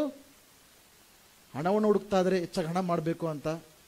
ಯಶಸ್ವಿ ಹುಡುಕ್ತಾ ಇದ್ದಾರೆ, ನಾನು ಕೂಡ ಜೀವನ ಸಾಧನೆ ಮಾಡಬೇಕು ಅಂತ. ಸಂತೋಷ, ಸಮಾಧಾನ, ಪ್ರೀತಿಯನ್ನು ಹುಡುಕ್ತಾ ಇದ್ದಾರೆ ಕೆಲವರು. ಅವ್ರ ಜೀವನದ ಸಂತೋಷ ಇಲ್ಲ, ಸಮಾಧಾನ ಇಲ್ಲ, ಪ್ರೀತಿ ಇಲ್ಲ, ಅದನ್ನು ಹುಡುಕ್ತಾ ಇದ್ದಾರೆ. ಅವೆಲ್ಲ ಇಂಪಾರ್ಟೆಂಟ್ ಎಂಬುದು ಹುಡುಕ್ತಾ ಇದ್ದಾರೆ. ಓಕೆ, ತಪ್ಪೇನೇ ಇಲ್ಲ. ಬಟ್ ನಮಗೆ ಯಾವ್ದು ಇಂಪಾರ್ಟೆಂಟ್? ನಮ್ಗೆ ನಿಜವಾಗ್ಲೂ ದೇವರೇ ಇಂಪಾರ್ಟೆಂಟ್ ಅಂದರೆ ನಾವು ಯಾರು ಹುಡುಕ್ತೇವೆ? ಬಟ್ ನಿಜವಾಗ್ಲೂ ಇವತ್ತು ನಾನು ನಿಮ್ಮನ್ನ ಪ್ರಶ್ನೆ ಕೇಳೋದಾದ್ರೆ, ನೀವೆಲ್ಲರೂ ಕೂಡ ನಿಮ್ಮ ಮನಸ್ಸಿನಲ್ಲಿ ಕೆಲ ನಿಮಿಷಗಳು ಯೋಚನೆ ಮಾಡಿದ್ರೆ ಏನನ್ನು ಹುಡುಕ್ತಾ ಇದ್ದೀರಾ? ಯಾವುದ್ರ ಹಿಂದೆ ನಿಮ್ಮ ಜೀವನದಲ್ಲಿ ಓಡ್ತಾ ಇದ್ದೀರಾ? ನಿಜವಾಗ್ಲೂ ಹೇಳಕ್ ಸಾಧ್ಯನಾ? ನಾನು ದೇವರೇ ನನ್ನ ಜೀವನದಲ್ಲಿ ಇಂಪಾರ್ಟೆಂಟು, ನಾನು ದೇವರನ್ನು ಹುಡುಕ್ತಾ ಇದ್ದೀನಿ ಅಂತ ಹೇಳಕ್ ಸಾಧ್ಯನಾ ನೀವು? ಆಗತ್ತಾ? ಯೋಚನೆ ಮಾಡಿ. ಅಂದ್ರೆ ನಾವು ದೇವರನ್ನ ಇಂಪಾರ್ಟೆಂಟ್ ಅಂತ ನಾವು ಬಾಯಲ್ಲಿ ಅರಿಕೆ ಮಾಡ್ತಾ ಇದ್ದೇವೆ, ಬಟ್ ಆಕ್ಚುಲಿ ಈಸ್ ನಾಟ್. ನಮ್ಮ ಹೃದಯದಲ್ಲಿ ತುಂಬ ಬೇರೆ ಒಂದು ಇಂಪಾರ್ಟೆಂಟ್. ನೀವು ಯಾವುದರ ಮೇಲೆ ನಿಮ್ಮ ಗಮನ ನೀಡ್ತಾ ಇದ್ದೀರಾ, ಯಾವುದರ ಮೇಲೆ ನೀವು ಹುಡುಕ್ತಾ ಇದ್ದೀರಾ, ಯಾವುದಕ್ಕೆ ನೀವು ಪ್ರಯಾಸ ಪಡ್ತಾ ಇದ್ದೀರಾ, ಅದು ನಿಮಗೆ ತಿಳಿಯಪಡಿಸುತ್ತೆ ನಿಮ್ಮ ಜೀವನದಲ್ಲಿ ಏನು ಇಂಪಾರ್ಟೆಂಟ್ ಎಂಬುದಾಗಿ. ದೇವ್ರ ಇಂಪಾರ್ಟೆಂಟ್ ಅಂದರೆ ಪ್ರಾರ್ಥನೆ ಮಾಡ್ತೀರಾ, ದೇವ್ರ ವಾಕ್ಯ ಓದ್ತೀರಾ, ಸಭೆಗೆ ಬರ್ತೀರಾ, ಸೇವೆ ಮಾಡ್ತೀರಾ, ನಿತ್ಯತ್ವದ ಕಾರ್ಯಗಳ ಮೇಲೆ ನಿಮ್ಮ ಗಮನವನ್ನು ಇಡ್ತೀರಾ, ಮೇಲಿರೋ ವಸ್ತುಗಳ ಮೇಲೆ ನಿಮ್ಮ ಗಮನ ಇರುತ್ತೆ. ದೇವರೇ ನಿಮಗೆ ಇಂಪಾರ್ಟೆಂಟ್ ಅಂದರೆ. ಬಾಯಲ್ಲಿ ದೇವ್ರ ಇಂಪಾರ್ಟೆಂಟ್ ಅಂತ ಹೇಳ್ಕೋಬಹುದು, but are we doing it? So ಈ ರಾಜ ಏನ್ ಮಾಡ್ದ? ಆಸ್ ಲಾಂಗ್ ಆಸ್ ಈ ಸಾಟ್ ದ ಲಾರ್ಡ್, ಎಲ್ಲಿಯವರೆಗೆ ಈ ಅರಸನು ದೇವರನ್ನ ಹುಡುಕಿದನೋ ಅಲ್ಲಿಯವರೆಗೆ ದೇವರು ಆತನನ್ನ ಆಶೀರ್ವಾದ ಮಾಡಿದ್ರು. ಹಾಲೆಲೂಯಾ. ನಮ್ಮ ಜೀವನದಲ್ಲೂ ಕೂಡ ಎಲ್ಲಿಯವರೆಗೆ ನಾವು ದೇವರನ್ನ ಹುಡುಕ್ತೀವೋ ಅಲ್ಲಿಯವರೆಗೆ ನಾವು ಆಶೀರ್ವಾದ ಹೊಂದ್ತೇವೆ. ಇವೆರಡೂ ಮಾಡೋದಕ್ಕೆ ಅದನ್ನ ಮೊದಲನೇದು ಏನು ಮಾಡಿದ್ವಿ? ಅದನ್ನು ದೇವರನ್ನು ಮೆಚ್ಚಿಸಿದಂಥ ವ್ಯಕ್ತಿ, ಎರಡನೇದು ದೇವರನ್ನು ಹುಡುಕಿದಂಥ ವ್ಯಕ್ತಿ. ಇವೆರಡೂ ಮಾಡೋಕ್ಕೊಂದು ಕಾರಣ ಇತ್ತು. ಏನದು? He had a godly mentor. Zechariah ಎಂಬ ವ್ಯಕ್ತಿ, ಆ ವಾಕ್ಯನ ಜನ ಓದಿದ್ರೆ ಗೊತ್ತಿಲ್ಲ, ಮತ್ತೆ ನೋಡಿಬೇಕಂದ್ರೆ ನಿಮ್ಗೆ ತೋರಿಸ್ತೇನೆ. ನಾನು ಹೇಳಿದ ಮೇಲೆ ನಂಬಿಕೆ ಇಲ್ಲ ಅಂದರೆ 5ನೇ ವಾಕ್ಯ ನೋಡಿ. ದೈವ ಭಕ್ತಿಯನ್ನು ಬೋಧಿಸುತ್ತಿದ್ದ ಜಕರಿಯನ ಜೀವಮಾನ ಕಾಲದಲ್ಲಿ ಅವನು ದೇವರನ್ನು ಅವಲಂಬಿಸಿಕೊಂಡನು. ಅರ್ಥ ಏನಂದ್ರೆ, ಈ ಅರಸನಿಗೆ ಒಬ್ಬ ದೈವಿಕವಾದ ಗುರು ಇದ್ರು, ಒಬ್ಬ ಗಾಡ್ಲಿ ಮೆಂಟರ್ ಇದ್ರು. ಓಕೆ, ನಮ್ಮ ಜೀವನದಲ್ಲಿ ಆ ಒಂದು ಗ್ರಹಿಸುವಿಕೆ ನಮಗೆ ಬೇಕು. ನಮ್ಮ ಆತ್ಮೀಯ ಜೀವನದಲ್ಲಿ ನಡೆಸೋದಕ್ಕೆ, ನಂಬಿಕೆ ಜೀವನದಲ್ಲಿ ನಡೆಸೋದಕ್ಕೆ ನಮಗೆ ಯಾರಾದರೂ ದೈವಿಕವಾದ ಒಬ್ಬ ವ್ಯಕ್ತಿಯ ಸಹಾಯ ಬೇಕು ಅನ್ನೋ ಒಂದು ನಾವು ಅರ್ಥ ಮಾಡ್ಕೊಳ್ಬೇಕಾಗತ್ತೆ. ಹಾಲೆಲೂಯಾ. ಇವತ್ತಿನ ದಿನದಲ್ಲಿ ಯಾವ ರೀತಿ ನಾವು ಜೀವಿಸ್ತಾ ಇದೀವಿ ಅಂದರೆ, ಎಲ್ಲ ಕೂಡ ಸ್ವ ಅವಲಂಬಿಸಿಕೊಳ್ಳುವಂಥ ಜೀವನ. ನಾವು ಯಾರ ಮೇಲೆ ಡಿಪೆಂಡ್ ಆಗೋಕ್ಕೆ ಇಷ್ಟಪಡೋದಿಲ್ಲ. We are self ರಿಲಯಂಟ್ people. ಏನೇ ಪ್ರಶ್ನೆ ಬೇಕು, ಏನೇ ಸೊಲ್ಯೂಷನ್ ಬೇಕಂದ್ರೆ ಫಸ್ಟ್ ಎಲ್ಲಿ ಹೋಗ್ತೇವೆ? ಎಲ್ಲ ಡೂ ಇಟ್ ಯುವರ್ ಸೆಲ್ಫ್ ಅಂತ ಇರುತ್ತಲ್ಲ ವಿಡಿಯೋಸ್, ಅದಕ್ಕೆ ಹೋಗಿ ನೋಡ್ತೇವೆ. ಅಥವಾ ಗೂಗಲ್, ಚಾಟ್ GPT, ಓಕೆ, ಇನ್ನೇನಿದೆ, ನಮ್ಗೆ ಏನೇ ಪ್ರಶ್ನೆ ಬೇಕು, ಏನೇ ಕ್ವಶನ್ ಇದ್ರು, ಏನೇ ಡೌಟ್ ಇದ್ರು ಎಲ್ಲಿ ಹೋಗ್ತೇವೆ ನಾವು? ಯಾರನ್ನ ಕೇಳಕ್ಕೆ ಇಷ್ಟ ಇಲ್ಲ. ನಾವು ಅದು ಮಾಡಬಾರ್ದು ಅಂತ, ತಪ್ಪು ಅಂತ ಹೇಳ್ತಾ ಇಲ್ಲ. ಓಕೆ, ಬಟ್ ನಮ್ಮ ಜೀವನದಲ್ಲಿ ನಾವು ಹಾದು ಹೋಗುವಂಥ ಅನೇಕ ಪರಿಸ್ಥಿತಿಗಳಿಗೆ Google is not your answer, chat GPT is not your answer. You cannot do it yourself. ಅನೇಕ ಸಂಗತಿಗಳನ್ನು ನಿಮ್ಮ ಜೀವನದಲ್ಲಿ ನಿಮ್ಮ ಕೈಯಲ್ಲಿ ಮಾಡ್ಕೊಳಕ್ಕೆ ಆಗೋದಿಲ್ಲ ಅಂತ ಒಂದು, ಅದಕ್ಕೆ ನಾವು ಗುರುತಿಸಬೇಕು. We need A godly mentor. ಅನೇಕರು ತಮ್ಮ ಜೀವಿತದಲ್ಲಿ ಯಾರನ್ನು ಕೂಡ ದೈವಿಕವಾದ ವ್ಯಕ್ತಿಗಳು ಅವ್ರ ಮೇಲೆ ವಿಚಾರಿಸೋದಕ್ಕೋಗಿ ಇಟ್ಕೊಳ್ಳೋಕೆ ಇಷ್ಟಪಡೋದಿಲ್ಲ. ಯಾಕೆ? Because when you have a godly mentor, you have to become vulnerable. ನಿಮ್ಮ ಒಂದು ಕೊರತೆಗಳು, ನಿಮ್ಮ ಒಂದು ಲೋಪಗಳೆಲ್ಲ ಕೂಡ ಗೊತ್ತಾಗತ್ತೆ. ನಾವೆಲ್ಲರೂ ಕೂಡ ನೋಡೋಕ್ಕೆ ಎಲ್ಲ ಚೆನ್ನಾಗಿದ್ದೀವಿ, ನಾವೆಲ್ಲ ಕೂಡ ಪರ್ಫೆಕ್ಟ್, ಕಂಪ್ಲೀಟ್, ಯಾವುದೇ ಲೋಪ ಇಲ್ಲ ಅಂತ ನಮ್ಮ ನಾವೇ ಹೊರಗಡೆಯಿಂದ ತೋರ್ಪಡಿಸ್ಕೊಳ್ಳೋಕ್ಕೆ ನಾವು ಬಯಸ್ತೇವೆ ಹೊರತು ಯಾರೊಬ್ಬರ ಹತ್ರ ಹೋಗಿ ನನ್ನ ಸ್ವಲ್ಪ ವೀಕ್ನೆಸ್ ಇದೆ, ಸ್ವಲ್ಪ ಪಾಪದಲ್ಲಿ ನಾನು ಕಷ್ಟಪಡ್ತಾ ಇದ್ದೀನಿ, ಅದನ್ನು ಜಯಿಸೋದಕ್ಕೆ ಮನೆಯಲ್ಲಿ ಈ ರೀತಿ ಇದೆ, ಸ್ವಲ್ಪ ಪ್ರೇಯರ್ ಮಾಡಿ, ದೇವ್ರ ವಾಕ್ಯ ಏನು ಹೇಳುತ್ತೆ ಅಂತ ಹೇಳ್ಕೊಳಕ್ಕೆ ಇಷ್ಟಪಡ್ತೀವ? ಯಾರಾದ್ರೂ ಹೇಳ್ಕೊಂಡಿದ್ದೀರಾ? ಯಾಕೆ ಹೇಳ್ಕೊಂಡಿಲ್ಲ? ನಿಮ್ಮಲ್ಲಿ ಏನು ಪ್ರಾಬ್ಲಮ್ ಇಲ್ವಾ? ಲೋಪ ಇಲ್ವಾ? ಬಟ್ ಹೇಳ್ಕೊಂಡಿಲ್ಲ. ಯಾಕೆ ಹೇಳ್ಕೊಂಡಿಲ್ಲ? ಇಷ್ಟ ಇಲ್ಲ. ಅದಕ್ಕೆ ಇದ್ದಂಗೆ ಇದ್ದೀರಾ. ಅರ್ಥ ಆಗ್ತಾ ಇದೆಯಾ? This are fundamental problems. ಇದನ್ನ ನೀವು ಸರಿ ಮಾಡ್ಕೊಳ್ಳದೆ ಹೋದ್ರೆ ನಿಮ್ಮ ಆತ್ಮೀಯ ಜೀವನದಲ್ಲಿ ಬದಲಾವಣೆ ಕಾಣಕ್ಕೆ ಸಾಧ್ಯ ಇಲ್ಲ, ಅಭಿವೃದ್ಧಿ ಕಾಣೋದಕ್ಕೆ ಸಾಧ್ಯ ಇಲ್ಲ. ಇದೆಲ್ಲ ಆಟೋಮೆಟಿಕ್ ಆಗಿ ಎಲ್ಲೋ ಕಣ್ಮುಚ್ಕೊಂಡೆ ಎಲ್ಲ ಮೇಲಿಂದ ಎಲ್ಲೂ ಉದ್ರಲ್ಲ. ಎಲ್ಲ ಕಾರ್ಯಗಳನ್ನು ನಾವು ಮಾಡಿದಾಗ ಮಾತ್ರ ದೇವರ ಒಂದು ಬಿಡುಗಡೆಯನ್ನ, ದೇವರ ಆಶೀರ್ವಾದಗಳನ್ನ, ದೇವರ ಅಭಿವೃದ್ಧಿಯನ್ನ ನಮ್ಮ ಜೀವನದಲ್ಲಿ ಅನುಭವಿಸೋದಕ್ಕೆ ಸಾಧ್ಯ. ಹಲ್ಲೆಲೂಯಾ. ಅನೇಕ ಸರಿ ನಾವು ಬೇರೆಯವ್ರ ಹತ್ರ ನಾವು ಹೋಗಿ ಪ್ರಾರ್ಥನೆ ಮಾಡ್ಕೊಳ್ಳೋಕೆ ನಾವು ಇಷ್ಟಪಡಲ್ಲ, ನಮ್ಮ ಕಷ್ಟಗಳು ಹೇಳ್ಕೊಳಕ್ಕೆ ಇಷ್ಟಪಡಲ್ಲ. ಯಾಕೆಂದ್ರೆ ನಾವು we want to show ourself invincible, ನಮ್ಮ ಕೈಲೆಲ್ಲ ಮಾಡ್ಕೊಳ್ಳೋ ನಮ್ಮ ಕೈಯಲ್ಲಿ ಸಾಧ್ಯ ಎಂಬುದಾಗಿ. ದೀನತೆ, ನಮ್ಮ ಒಂದು ಘನತೆಗೆ ಧಕ್ಕೆ ಆಗುತ್ತೆ. ಸೊ ಲಾಟ್ ಆಫ್ ರೀಸನ್ಸ್ ಇಂದ ನಾವು ಬೇರೆಯವ್ರ ಹತ್ರ ನಮ್ಮ ಕಷ್ಟಗಳನ್ನು ಹೇಳ್ಕೊಳ್ಳೋಕೆ ಸಾಧ್ಯ ಇಲ್ಲ. ಆದರೆ ಈ ಒಬ್ಬ ಅರಸನ ನಾವೇನು ನೋಡ್ತಾ ಇದ್ದೇವೆ? He had a godly mentor. He taught him. ಈ ಆತನ ಅರಸನಾದಾಗ ಆತನ ವಯಸ್ಸು ಎಷ್ಟಿತ್ತು? ಕೇವಲ 16 ವರ್ಷ ಮಾತ್ರ ಆತನ ವಯಸ್ಸಾಗಿತ್ತು. ಬಹಳ ಕಷ್ಟ ಕಾಲದಲ್ಲಿ ಆತನು ಆ ಒಂದು ಸಿಂಹಾಸನಕ್ಕೆ ಏರಿದ್ದ. ಆತನ ತಂದೆನ ಕೊಂದುಬಿಟ್ಟಿದ್ರು, ಅಮ್ಮಜಯ ಅರಸನ ಕೊಂದುಬಿಟ್ಟಿದ್ರು. ಎರಡನೇದು, ಆತನ ರಾಜ್ಯದಲ್ಲ ಎಲ್ಲ ಕೂಡ ಪಾಪ ವಿಗ್ರಹಾರಾಧನೆ ತುಂಬಿಕೊಂಡು ಹರಡ್ತಾ ಇತ್ತು. ಮೂರನೇದು, ಆತನು ಇನ್ಎಕ್ಸ್ಪೀರಿಯನ್ಸ್ಡ್, ಯಂಗ್, ಅಷ್ಟು ದೊಡ್ಡ ರಾಜ್ಯನ ಆಳ್ಬೇಕು. ಅವಾಗ ಏನ್ ಮಾಡ್ದ ಆತನಂದ್ರೆ ಒಬ್ಬ ಗಾಡ್ಲಿ ಮೆಂಟರ್ನ ತನ್ನ ಜೀವನದಲ್ಲಿ ಪಡ್ಕೊಂಡ. ಬೇರೆಯವರಿಂದ ಪ್ರಾರ್ಥನೆಯನ್ನ ಕಲ್ತ್ಕೊಳ್ಳೋದಕ್ಕೋಸ್ಕರ, ಆತ್ಮೀಯ ಜೀವನದಲ್ಲಿ ಬೆಳೆಯೋಕ್ಕೋಸ್ಕರ ಆತನು ತೀರ್ಮಾನಿಸಿದ. ಆದ ಕಾರಣ ದೇವರು ಆತನನ್ನು ಹೆಚ್ಚಾಗಿ ಆಶೀರ್ವಾದ ಮಾಡಿದ್ರು. ಓಕೆ, 3 ಥಿಂಗ್ಸ್ ನಾವು ಕಲಿಬೇಕು ಇವತ್ತು ಮುಂಜಾನೆ ವೇಳೆಯಲ್ಲಿ. ದೇವರ ಒಂದು ಯಶಸ್ವಿನ ಕಾಣ್ಬೇಕಂದ್ರೆ ಏನೇನು ಮಾಡ್ಬೇಕು ನಾವು? ಮೊದಲನೇದು, ದೇವರನ್ನ ಮೆಚ್ಚಿಸ್ಬೇಕು. ಎರಡನೇದು, ಎಲ್ಲಿಯವರು ಹುಡುಕ್ಬೇಕು? ಸಿಗುವವರೆಗೂ, ಕೊನೆಯವರೆಗೂ. ಈ ಸಿಗುವುದಂದ್ರೆ ಒಂದು ವಸ್ತು ಆದ್ರೆ ಹುಡುಕ್ತೀವಿ, ಸಿಗುತ್ತೆ, ಅಲ್ಲಿಗೆ ಸ್ಟೋರಿ ಕ್ಲೋಸ್. ಬಟ್ ದೇವರ ವಿಷಯದಲ್ಲಿ ಆಗಲ್ಲ. ದೇವರ ವಿಷಯದಲ್ಲಿ ದೇವರನ್ನ ಹುಡುಕಿದಾಗ, ದೇವರನ್ನ ಕಂಡುಕೊಂಡಾಗ ನಾವು ಪೂರ್ತಿಯಾಗಿ ದೇವರನ್ನ ಕಂಡುಕೊಳ್ಳೋಕೆ ಸಾಧ್ಯನಾ? ಪೂರ್ತಿಯಾಗಿ ದೇವರನ್ನ ಅನುಭವಿಸೋದಕ್ಕೆ ಸಾಧ್ಯನಾ? ದೇವರ ಬಗ್ಗೆ ಎಲ್ಲ ತಿಳ್ಕೊಳ್ಳೋಕೆ ಸಾಧ್ಯನಾ? ಸೊ ದೇವರ ಹುಡುಕಿದಾಗೆಲ್ಲ ಕೂಡ ಆತನ ಒಂದು ಗುಣ ಅರ್ಥ ಆಗುತ್ತೆ, ಅಥವಾ ಒನ್ ಮಿನಿಸ್ಕುಲ್ ಆಸ್ಪೆಕ್ಟ್ ನಮಗೆ ಅರ್ಥ ಆಗುತ್ತೆ. ಸೊ ಜೀವನ ಪರ್ಯಂತ ಹುಡುಕ್ತಿದ್ರು, ಅದನ್ನ ಕಂಡುಕೊಳ್ತಾ ಇದ್ರು ಕೂಡ ಇಡೀ ನಿತ್ಯತ್ವ ಕೂಡ ದೇವರನ್ನ ಪೂರ್ತಿಯಾಗಿ ನಾವು ಕಂಡುಕೊಳ್ಳೋದಕ್ಕೆ ಸಾಧ್ಯವಿಲ್ಲ. ಆದ್ರಿಂದ ಒಂದು ವಸ್ತುಗಳನ್ನ ಕಂಡುಕೊಳ್ಳೋದಕ್ಕೂ ದೇವರನ್ನ ಕಂಡುಕೊಳ್ಳೋದಕ್ಕೂ ದೊಡ್ಡ ವ್ಯತ್ಯಾಸ ಇದೆ. ಒಂದು ವಸ್ತು ಕಳೆದೋದಾಗ ಅದನ್ನ ಹುಡುಕ್ತೇವೆ, ಅದು ಸಿಗುತ್ತೆ, ಅಲ್ಲಿಗೆ ಚಾಪ್ಟರ್ ಕ್ಲೋಸ್. ಆದರೆ ದೇವರನ್ನು ಹುಡುಕುವಂತ ಕಾರ್ಯವು ಅದು ಒಂದು ದಿನಕ್ಕೆ ಸೀಮಿತವಾದದ್ದಲ್ಲ, ಒಂದು ತಿಂಗಳಿಗೆ ಸೀಮಿತವಾದದ್ದಲ್ಲ. ಆದ ಜೀವಿತ ಕಾಲವೆಲ್ಲ ಕೂಡ ದೇವರೇ ನಾನು ಹುಡುಕುತ್ತೇನೆ ಎಂಬ ತೀರ್ಮಾನವನ್ನ ನಾವು ಮಾಡ್ಕೊಳ್ಬೇಕು. ಹಲ್ಲೆಲೂಯಾ. ಯಾವಾಗ ಎಲ್ಲಾ ವಿಷಯಗಳಿಗಿಂತ ದೇವರೇ ನೀನೇ ಅಮೂಲ್ಯನು, ಚಿನ್ನ, ಬೆಳ್ಳಿ, ಬಂಗಾರ, ವಜ್ರ, ವೈಡೂರ್ಯ, ಈ ಲೋಕದ ಆಸ್ತಿ ಪಾಸ್ತಿ, ಐಶ್ವರ್ಯ, ಪ್ರಸಿದ್ಧತೆ, ಇವೆಲ್ಲದಕ್ಕಿಂತ ದೇವರೇ ನೀನೇ ನನಗೆ ಅಮೂಲ್ಯ, ನೀನೇ ಬೇಕೆಂಬುದಾಗ ನಾವು ಆತನನ್ನು ಹುಡುಕಕ್ಕೆ ಸಾಧ್ಯ. ಆವಾಗ ದೇವರು ತನ್ನನ್ನೇ ತಾನು ಪ್ರತ್ಯಕ್ಷಪಡಿಸಿಕೊಳ್ಳುವಂತ ದೇವರು, ತನ್ನನ್ನು ತಾನೇ ಪ್ರಕಟಪಡಿಸಿಕೊಳ್ಳುವಂತ ದೇವರು, ತನ್ನನ್ನೇ ತಾನೇ ನಮ್ಮ ಜೀವನದಲ್ಲಿ ವಿಶೇಷವಾದ ರೀತಿಯಲ್ಲಿ ಕಾರ್ಯ ಮಾಡುವಂತ ದೇವರಾಗಿದ್ದಾನೆ. ಹಲ್ಲೆಲೂಯಾ.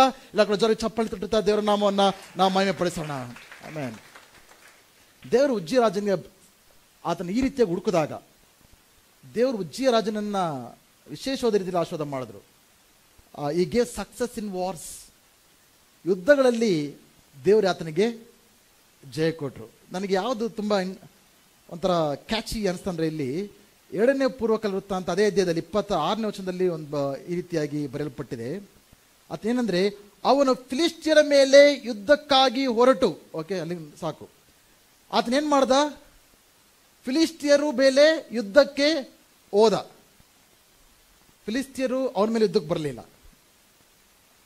ಅರ್ಥ ಆಯ್ತಾ? ಇವನು ಫಿಲಿಸ್ಟಿಯರ ಮೇಲೆ ಯುದ್ಧಕ್ಕೆ ಹೋದ. ಅಂದ್ರೆ ಇವನು ಶತ್ರುವಿನ ಮೇಲೆ ಯುದ್ಧವನ್ನ ಘೋಷಿಸ್ತಾ ಇದ್ದಾನೆ. ಅನೇಕ ಸಾರಿ ಶತ್ರುಗೆ ಎದುರ್ಕೊಂಡು ನಾವು ಓಡ್ತಾ ಇದ್ದೇವೆ,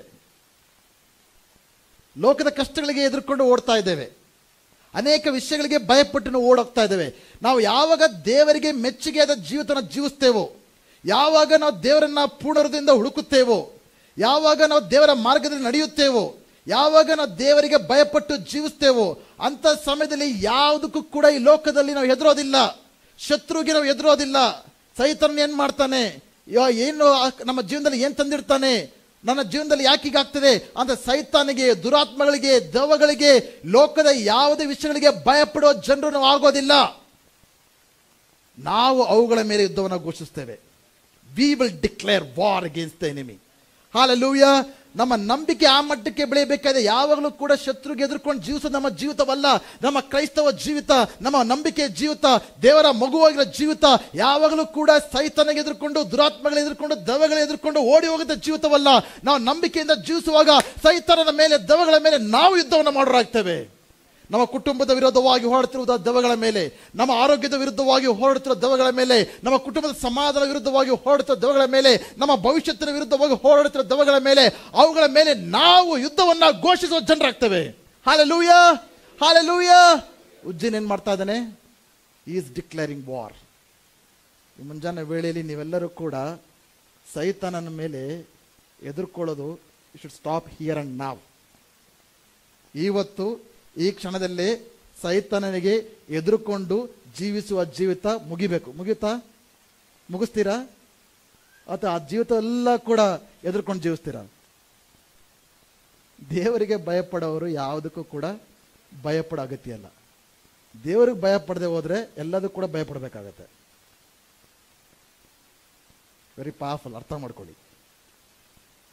ಯಾವಾಗ ನಮ್ಮ ಒಂದು ದೃಷ್ಟಿ, ನಮ್ಮ ಗಮನ ದೇವರಿಗೆ ಮೆಚ್ಚುಗೆಯಾದ ಜೀವಿತ, ದೇವರಿಗೆ ವಿಧೇಯರಾಗಿ ಜೀವಿಸುವ ಜೀವಿತ, ಅದನ್ನು ನಾವು ಮಾಡಬೇಕಂದ್ರೆ ಸೈತಾನನ ಮೇಲೆ ನಾವು ಯುದ್ಧ ಮಾಡ್ತೇವೆ. ನಮ್ಮ ಆತ್ಮೀಯ ಜೀವನದಲ್ಲಿ ಬೇರೆಯವರಿಗೆ ಆಶೀರ್ವಾದವಾಗಿರ್ತೇವೆ, ಬೇರೆಯವರನ್ನು ಬಿಡಿಸುವ ಜನರಾಗ್ತೇವೆ, ಬೇರೆಯವರಿಗೋಸ್ಕರ ಪ್ರಾರ್ಥಿಸುವ ಜನರಾಗ್ತೇವೆ, ಆತ್ಮಗಳನ್ನ ಗೆಲ್ಲುವಂಥ ಜನರಾಗ್ತೇವೆ, ದೇವರ ರಾಜ್ಯವನ್ನು ಕಟ್ಟುವಂಥ ಜನರಾಗ್ತೇವೆ.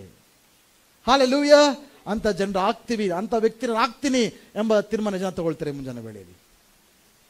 ಆ ರೀತಿಯಾಗಿ ಆಗೋದಕ್ಕೆ ಸಾಧ್ಯ. ಹಾಲೆಲೂಯಾ. ಎರಡನೇದು, God gave success in building and agriculture. ತುಂಬಾ ಡೆವಲಪ್ಮೆಂಟ್ ಕಾರ್ಯಗಳನ್ನ ಮಾಡ್ತಾನೆ. God gave success in building a strong army. ಒಂದು ದೊಡ್ಡ ಸೈನ್ಯವನ್ನ ಸಿದ್ಧ ಮಾಡಕ್ಕೆ ದೇವರು ಆತನಿಗೆ ಸಹಾಯ ಮಾಡ್ತಾರೆ.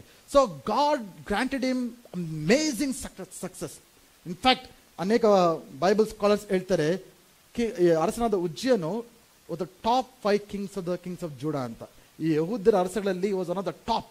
ದಾವಿದನು, ಸೊಲೊಮೋನನು ಅದೆಲ್ಲ ಆದಮೇಲೆ one of the top kings ಉಜ್ಜಿಯ ಎಂಬುದಾಗಿ. ಯಾಕಂದರೆ ದೇವರನ್ನ ಮೆಚ್ಚಿಸಿದಂಥ ವ್ಯಕ್ತಿ, ದೇವರನ್ನ ಹುಡುಕಿದಂಥ ವ್ಯಕ್ತಿ, ಒಬ್ಬ ಗಾಡ್ಲಿ ಮೆಂಟರ್ನ ತನ್ನ ಜೀವನದಲ್ಲಿ ಇಟ್ಕೊಂಡಂಥ ವ್ಯಕ್ತಿ. ಅದರಿಂದ ಆತನ ಜೀವನದ ಎಲ್ಲ ಕ್ಷೇತ್ರಗಳಲ್ಲೂ ಕೂಡ ದೇವರು ಆತನಿಗೆ ಆಶೀರ್ವಾದವನ್ನು ಮಾಡಿದರು. ಆಮೇನ್, ಹಾಲೆಲೂಯಾ. ನಾವು ದೇವರನ್ನು ಹುಡುಕುವಾಗ, ನಾವು ದೇವರನ್ನು ಮೆಚ್ಚಿಸುವಾಗ, ನಾವು ದೇವರ ಜನರ ಒಂದು ಮೆಂಟರ್ಶಿಪ್, ಅವರ ಒಂದು ಮಾರ್ಗದರ್ಶನದ ಕೆಳಗೆ ನಾವು ಬರುವಾಗ ಇವೆಲ್ಲ ನಮ್ಮ ಜೀವನ ನಡೀತವೆ. ನಮ್ಮ ಕುಟುಂಬದ ಜೀವನದ ಯಶಸ್ವಿನ ಕಾಣ್ತೇವೆ, ನಮ್ಮ ಮಕ್ಕಳ ಜೀವನದ ಯಶಸ್ವಿನ ಕಾಣ್ತೇವೆ, ನಮ್ಮ ಭವಿಷ್ಯತ್ತಿನಲ್ಲಿ ನಾವು ಯಶಸ್ವಿನ ಕಾಣ್ತೇವೆ, ನಮ್ಮ ವ್ಯಾಪಾರ ಕೆಲಸಗಳಲ್ಲಿ ಯಶಸ್ವಿನ ಕಾಣ್ತೇವೆ, ನಮ್ಮ ಸೇವೆಗಳಲ್ಲಿ ಯಶಸ್ವಿನ ಕಾಣ್ತೇವೆ. ಪ್ರತಿಯೊಂದರಲ್ಲೂ ಕೂಡ ನಾವು ಯಶಸ್ವಿನ ಕಾಣಕ್ಕೆ ಸಾಧ್ಯ. ಆಮೇನ್, ಹಾಲೆಲೂಯಾ. ಸೊ ಇವಾಗ ಉಜ್ಜಿಯ ರಾಜನು ತನ್ನ ಜೀವನದಲ್ಲಿ ಇದ್ದ ಪೀಕ್ ಆಫ್ ಹಿಸ್ ಸಕ್ಸಸ್, ತನ್ನ ಯಶಸ್ವಿಯ ತುದಿಯಲ್ಲಿದ್ದಾನೆ. But there came the problem. ಅಲ್ಲೇನಾಗುತ್ತೆ ಕೊನೆಯದಾಗಿ 5ನೇ ವಾಕ್ಯ ನೋಡಿ. 5 16ನೇ ವಾಕ್ಯ, 2ನೇ ಪೂರ್ವಕಾಲ ವೃತ್ತಾಂತ 26:16. ಆದರೆ ಅವನು ಬಲಿಷ್ಠನಾದ ಮೇಲೆ ಅವನ ಅವನತಿಗಾಗಿ ಗರ್ವಿಷ್ಠನಾಗಿ ಭ್ರಷ್ಟನಾದನು. ತನ್ನ ದೇವರಾದ ಯೆಹೋವನಿಗೆ ದ್ರೋಹಿಯಾಗಿ ಧೂಪವೇದಿಯ ಮೇಲೆ ತಾನೇ ಧೂಪ ಹಾಕಬೇಕೆಂದು ಯೆಹೋವನ ಆಲಯದೊಳಗೆ ಪ್ರವೇಶಿಸಿದನು. What a tragedy. ತನ್ನ ಜೀವನದಲ್ಲಿ ಎಷ್ಟು ಯಶಸ್ವಿನ ಕಂಡಂಥ ವ್ಯಕ್ತಿ, ಯಶಸ್ವಿ ಬಂದಾಗ, ಏಳಿಗೆ ಬಂದಾಗ, ಆಶೀರ್ವಾದ ಬಂದಾಗ ಜೊತೆಗೇನು ಬಂತು? ಗರ್ವ ಬಂತು. ಗರ್ವ ಬಂದೇನು ಮಾಡ್ದ ಈತನು? ಆತ ದೇವರ ಆಲಯಕ್ಕೆ ಹೋಗಿ ಯಾಜಕರು ಮಾಡ್ಬೇಕಾದ್ರೆ ಕೆಲಸ ಈತನು ಮಾಡ್ತಾ ಇದ್ದಾನೆ. ಆ ವೇದಿಯ ಮೇಲೆ ಧೂಪ ಹಚ್ಚಿಸುವಂತ ಕೆಲಸ ಯಾರು ಮಾಡಬೇಕು? ಯಾಜಕರಿಗೋಸ್ಕರ ಅದು ರೆಸ್ಟ್ರಿಕ್ಟ್ ಆಗಿರತಕ್ಕಂಥ ಪರಿಶುದ್ಧವಾದ ಕಾರ್ಯ. ಅದನ್ನ ಅರಸನು, ನಾನೇ ಅರಸನು, ನಾನು ಯಾಕೆ ಮಾಡಬಾರ್ದು? ಎಲ್ಲರೂ ಅವರು ಬೇರೆಯವರು ಧೂಪ ಹಾಕಿದ್ರೆ ನಾನು ಯಾಕೆ ಅವ್ರ ಕೆಳಗೆ ನಾನು ಬರಬೇಕು? ನಾನು ಅರಸನೆಂಬುದಾಗಿ ಅಹಂಕಾರದಿಂದ ನಡ್ಕೊಂಡ. ಆ ಕೆಳಗಿನ ವಾಕ್ಯ ಓದ್ಬೇಕಂದ್ರೆ ಅರ್ಥ ಆಗುತ್ತೆ. ಏನಾಯ್ತು ಗೊತ್ತಾ ಅವನಿಗೆ? ಅದೇ ಚಂದ್ರ ಕುಷ್ಠರೋಗ ಬಂದ ತನಗೆ. What A tragic end. ಅನೇಕರು ಚಿಕ್ಕವನಾಗಿದ್ದಾಗ, ಅನುಭವ ಇಲ್ಲದೆ ಇದ್ದಾಗ, ಬಲಹೀನತೆಯಲ್ಲಿ, ಕಷ್ಟದಲ್ಲಿ ದೇವರು ಹುಡುಕದ.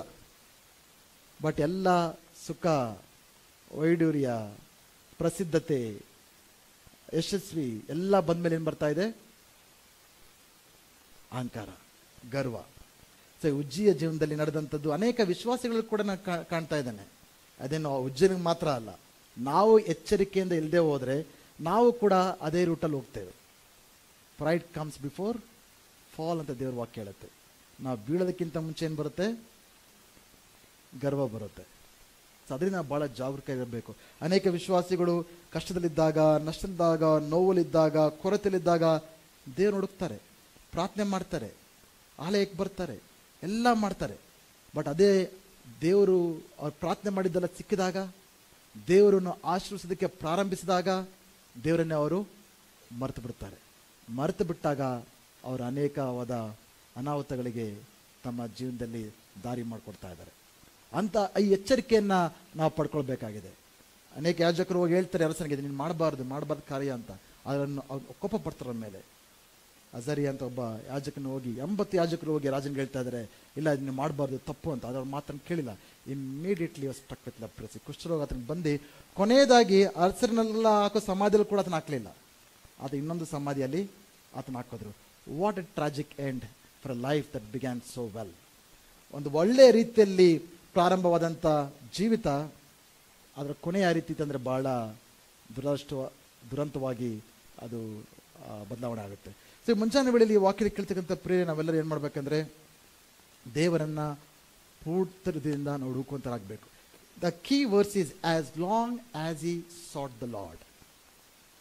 ಎಲ್ಲಿಯವರೆಗೆ ಆತನ ದೇವರನ್ನ ಹುಡುಕಿದನೋ, ದಟ್ಸ್ ಎ ಕೀ ವರ್ಸ್. ಬಹಳ ಇಂಪಾರ್ಟೆಂಟ್ ಮಾತು. ಎಲ್ಲಿಯವರೆಗೆ. ನಮಗೆ ನಾಳೆಯಿಂದ 20 ದಿನ ಉಪವಾಸ ಪ್ರಾರ್ಥನೆ ಪ್ರಾರಂಭ ಆಗ್ತಾ ಇದೆ. ನೆನಪಿದೆಯಾ ನಿಮಗೆ?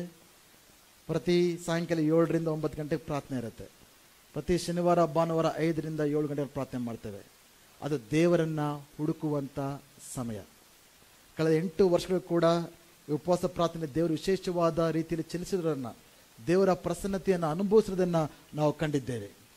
ಸೊ ಮೊದಲನೇ ವರ್ಷದಲ್ಲಿ ಹುಡುಕಿದ್ವಿ, ದೇವರು ನಮ್ಮನ್ನು ಆಶೀರ್ವಾದ ಮಾಡಿದ್ರು. ಆಮೇಲೆ ಬಿಟ್ಬಿಟ್ವ ನಾವು.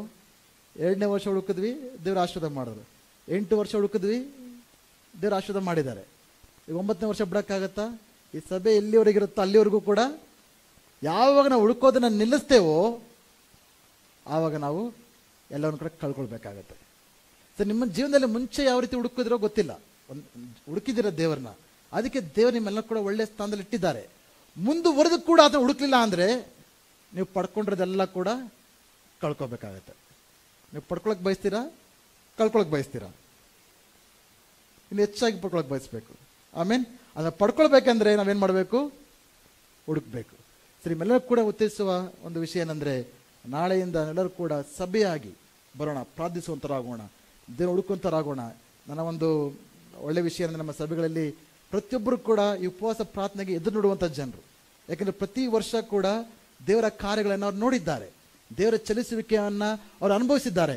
ಆದ್ದರಿಂದ ಪ್ರತಿ ವರ್ಷ ಕೂಡ ಎದುರು ನೋಡುವಂಥ ಕಾರ್ಯ. ಸೊ ಇವತ್ತು ಯಾರೆಲ್ಲ ಇನ್ನೂ ತೀರ್ಮಾನ ಮಾಡ್ಕೊಂಡಿಲ್ವೋ, ಯಾವ ರೀತಿ ಉಪವಾಸ ಇರ್ತೀರೋ ಅದು ನಿಮಗೆ ಬಿಟ್ಟಿದ್ದು. ಉಪವಾಸ ಇರಬೇಕಾ ಬೇಡ ಕೂಡ ಪರವಾಗಿಲ್ಲ, ಆದರೆ ದೇವರನ್ನು ಹುಡುಕೋದಕ್ಕೆ ನಾವು ತೀರ್ಮಾನ ಮಾಡೋಣ. ಹಲ್ಲೆಲೂಯಾ. ಎಲ್ಲಿಯವರೆಗೆ ನಾವು ದೇವರನ್ನು ಹುಡುಕ್ತೇವೋ ಅಲ್ಲಿಯವರೆಗೆ ನಾವು ಯಶಸ್ಸನ್ನು ಹೊಂದ್ಕೊಳ್ತೇವೆ. ಯಾವಾಗ ದೇವರನ್ನು ಹುಡುಕೋದನ್ನು ನಿಲ್ಲಿಸ್ತೇವೋ ನಾವು ಬೀಳೋದಕ್ಕೆ ಪ್ರಾರಂಭಿಸ್ತೇವೆ. ಎಲ್ಲ ಕೂಡ ನಿಂತ್ಕೊಳ್ಳೋಣ. ಈ ಮುಂಜಾನೆ ವೇಳೆಯಲ್ಲಿ ದೇವರನ್ನ ಹುಡುಕುತ್ತೇನೆ. ದೇವರೇ, ನಾನು ನಿನ್ನ ಹುಡುಕುವುದನ್ನು ನಿಲ್ಲಿಸೋದಿಲ್ಲ, ನಾನು ನಿನ್ನ ಹುಡುಕುವುದನ್ನು ನಿಲ್ಲಿಸೋದಿಲ್ಲ ಎಂಬುದಾಗಿ ನಾವು ತೀರ್ಮಾನ ಮಾಡ್ಕೊಳ್ಳೋಣ. I will seek you lord. ಎಲ್ಲರೂ ಕೂಡ ನಾವು ಈ ವಾಕ್ಯಕ್ಕೆ ನಾವು will respond to this word. ದೇವರ ವಾಕ್ಯಕ್ಕೆ ವಿಧೇಯತೆಯನ್ನು ತೋರಿಸೋಣ. ಪ್ರತಿಯೊಬ್ಬರನ್ನು ಕೂಡ ಯಾರೆಲ್ಲ ಹುಡುಕುತ್ತೀರೋ ಅಂಥವರನ್ನು ದೇವರು ಆಶೀರ್ವಿಸಲು ಬಯಸುವಂಥ ದೇವರಾಗಿದ್ದಾನೆ.